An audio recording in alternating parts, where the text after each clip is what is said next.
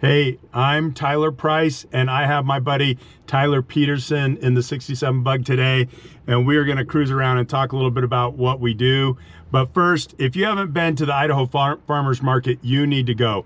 They are doing cool stuff down there. It is a good time. There's a lot of food vendors. I take my grandkids down, let them eat and run around, and it's fun. And actually, on the 24th, I'm going to be down there selling kefir and microgreens, or excuse me, sprouts. The precursor to microgreens. But anyway, just shouting that out to come on down. But we're going to drive around. Tyler and I, so we're Tyler squared. Yep. Tyler and Tyler too. Tyler and Tyler. We're real estate agents, and you've been doing it a minute. Yep. So why did you get into real estate? Because it's just super easy? Yeah. No. I hit a midlife crisis. Yeah. Where literally was at a point where I didn't like. I just was so tired of the treadmill I was on. Yeah. I couldn't make any headway without going back to school again for a significant amount of money. So I thought, well, what's something that I can get into that I can make a lot of money if I get good at it. Yeah. So honestly, it was all about the money. I got into real estate thinking it was all about the money, and that was a quick lesson that is in actually one of the last things about it now. Yeah, it's a byproduct, right? Yeah. It really is, because it's serving the client, and sometimes the client doesn't purchase or sell, and they're friends. And yeah, well, I left a world. I'd worked in healthcare for 25 years. Yeah. In one capacity or another. So my entire career had been in kind of service, helping people solve problems, helping people solve big problems. Yeah. So when I got into real estate, I quickly found that the job was, there's sales this, sales that, but I found that real quickly. I thought, I don't want to be responsible for, and see, like, I'm not talking anybody into buying a house. Yeah. No, that's silly. The best thing I could do is help people find the house they're looking for. Right. And then be a good, reasonable voice when it comes to negotiating and pricing, and make sure people don't get burned. Yeah. So that's all about service. That's what I do. Yeah. That's my job. It is, you got to be grinding, because that's where we kind of hold each other accountable to really just take action and call people and talk and do the things. And as we do that, there's people that have needs, and then we're able to serve them, right? So yeah. Yep. But then we met through our buddy Tori Johnson, and then I don't know, we just kind of like, I like that guy. He's got a cool name, right? He's got yeah. I want to be like him when I grow up. Ooh, I don't know. But well, but then as we're talking, you kind of said, I really want to go serve this population. Not that you're not serving all your clients, but there's a group, and you've gotten a certain certification and all that, right? Yeah. So why don't you explain kind of maybe the direction that I think we're going to team up, but we're together on, and really try to serve this population. Yeah, so I, in particular, I have fondness for working with seniors.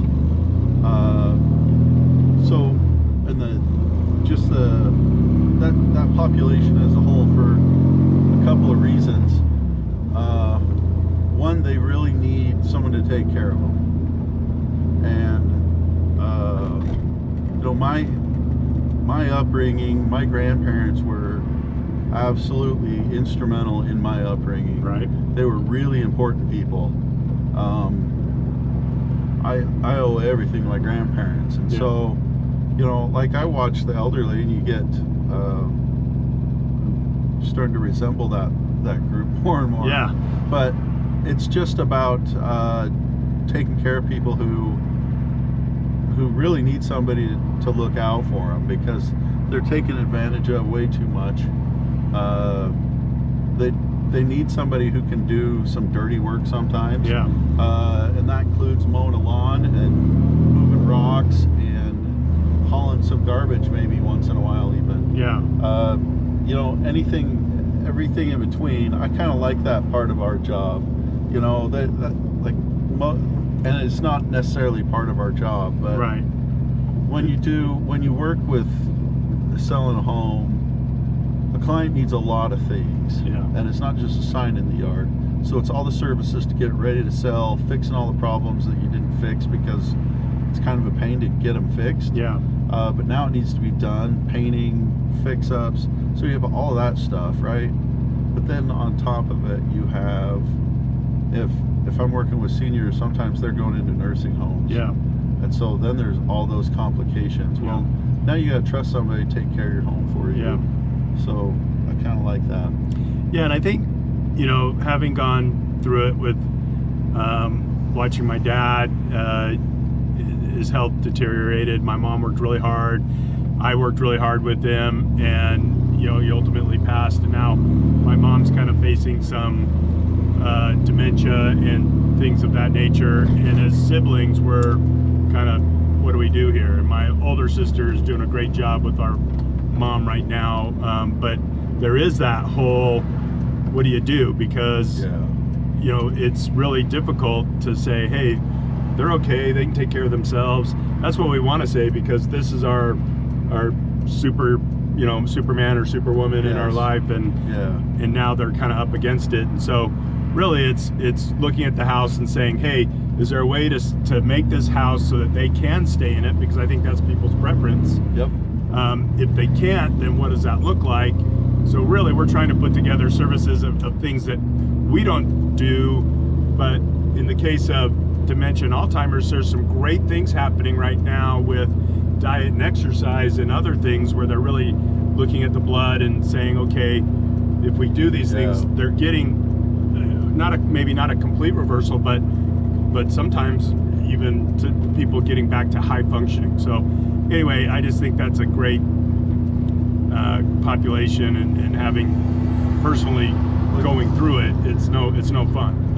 Like it goes back to the basic foundation is that everybody wants to be treated with respect and be able to age at home as long as you can. Be able to be self-sufficient. So you want to encourage that at every step of that process. But there comes a point where there can't be. You know, if that's, but regardless, where you meet them wherever their goal is along that way. So you try to take care of them that way. And I think, I don't know, we're gonna have fun with it, right? And we're gonna serve people, and it's not about, I mean, we're real estate agents, but it's more about how do we help these people.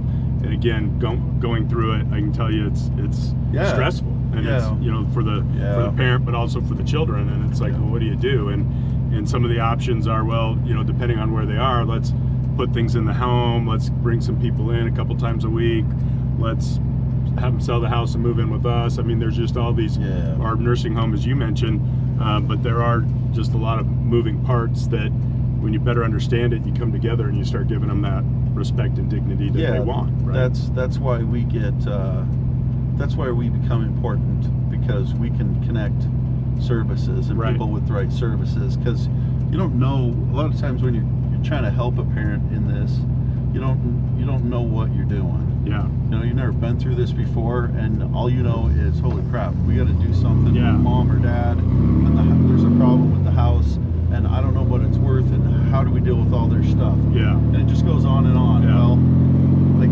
part of serving that population, one of the best things that that I try to do for my clients is you're basically playing social worker. And so you know who to talk to when they need for whatever services and care. You can kind of be your good point of reference and helpful information to just keep them going on the steps to make sure things get taken care of. Because being that primary caretaker is so stressful. So if you just kind of, you know, you play a good tour guide and you take them by the hand and you lead them to the next step, and you make sure that the people that they're being referred to take care of them. It's awesome and rewarding. This job's cool when it all comes together and you know you've done a good job for people. No, I agree. And anyway, so watch out for that and hold us accountable, because we're holding each other accountable. Oh no. But we're looking to put together, some information and some websites where services and other things can be, our website that these things can be found. Hold us accountable. So hold us accountable. Okay? Yeah, that's what I'm talking about. Yeah. So now you have a great idea that we got to do, but you want to create a Facebook page. So we're shifting gears from real estate now. Oh no, talk about being held accountable. Yeah. So do we want to? I don't know if I want to make this. Okay, we're not going to make this. This is a teaser, because we'll do this again. This is a teaser, so we're going to get the Facebook page up first, and then tease it in. Or what do you want to do? Unless you want to talk about it. No, I don't want to talk about that. It's a fun idea. We're going to do it first, and then we'll talk about it. See, by me bringing it up, then I'm putting it out in the universe, and someone's going to say, "Hey, what were you guys talking about? I need to know," because now we've created curiosity, and curiosity will kill a cat, but it also helps get you held accountable, right? Anyway, I'm trying to think of a good think of a good dad joke to put in here right now. Like dad dog joke, something. Yeah. Anyway, we'll come up with something. Well, I'll say that if you do have real estate needs, we're here. We'd love to talk to people, but we do also like to have fun and get out and do stuff. And we live in a great little area in eastern Idaho. If it'll only realize it's summer almost, right? So this is the best time to live up. Yeah, it really is. Up here. Yeah, but we've had a nice spring so far too. Yeah, a little rainy and cold at times, though, right? I just realized how unfair that was to your video. Yeah, it shut down. You thought I was going to talk about something, and I'm like, no. No, we're not. No, we're not talking about that yet. But now we're held accountable, right? We brought it up, and now people are going to want to know what the big secret is and the big reveal. That's fine. Yeah. Well, cool. What else? What else should people know? Real estate wise, I see a lot of action at the bottom of the market. Is it? Everything is pending, pending fast. Yeah. So what that tells me is there's still a lot of home buyers. There's still a lot of people buying. That's right. But it needs to be a good deal. Yeah. And we've kind of seen it, like people will say, well, when's a good time to buy? I'm waiting for interest rates to come down. I'm waiting for housing prices to come down. I don't know that that's going to happen. No. I think housing prices aren't as dramatically spiking as they were a couple years ago, because they were. Yeah. And interest rates, people don't like inflation, but when you devalue your money and don't have interest rates at kind of more of a fair market value, then you go into a recession. It seems like we keep hearing we get lots of training from bigwig financial people. Yeah. And all indications seem to think that interest rates are all the factors are gonna keep kind of holding it up. Yeah. For any factor that's gonna push it down, there's other factors holding it up. Yeah. So to think that is gonna be a way, like, that's not a way to.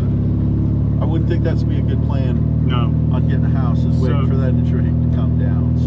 So people ask and say, when's the best time to buy a house? It was last year, 2009, and refinance it in 2020 range, right? That was it. That was it. That train left. Yeah. So now it's, hey, look at where rents are. I still think that we can get people into homes and be close or better than what they're paying in rent. At times, right? Yeah. So anyway, it's worth exploring and having the conversation. So, speaking of rent, that's kind of fascinating to see. We have some huge developments that are going to be finishing up this year. Yeah. And how that is going to impact the rents, the rental market, just that's really going to be fascinating. Yeah, it is. Hold on. Things are happening, right? But if you're on the camp of, I'm going to wait for interest rates to come down, you can always refinance if they really do come down, and I don't know that they will. Or if you're waiting for housing prices to come down, I don't know. I think that they might I think they'll always appreciate year over year. It's just at what rate. Seems like every conversation I have with clients that I've helped buy a house, we have this conversation about, aren't you glad you just bought? Yeah. Right? Like, it doesn't really matter. The details on half a point here, half a point there won't matter. It always, the crunch is it never feels like you can afford anything. Yeah. The interesting thing though, when looking at budgeting is, there's this old psych study that showed that you could lose, if you lose or gain like 15% of your income, you don't notice it. Yeah. It doesn't really make an impact. Like immediate, like first paycheck you notice it, and then immediately you lose all sense of, like your life just absorbs it immediately, right? Yeah. And so like then the inverse is true too. So you probably could afford to pay 15% more on whatever you're paying, and you wouldn't really disrupt your lifestyle that much. Yeah. And if you are within reaching, if you're within striking distance, I'd be pushing to get that mortgage in place. Yeah. Now. Yeah. Yeah. Housing prices historically,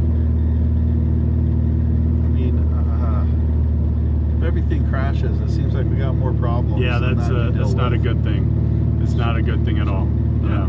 Again, I'm not talking anybody into buying a house. Yeah, no. So if you're in a spot where you feel like you can, if you know where you want to be, cool.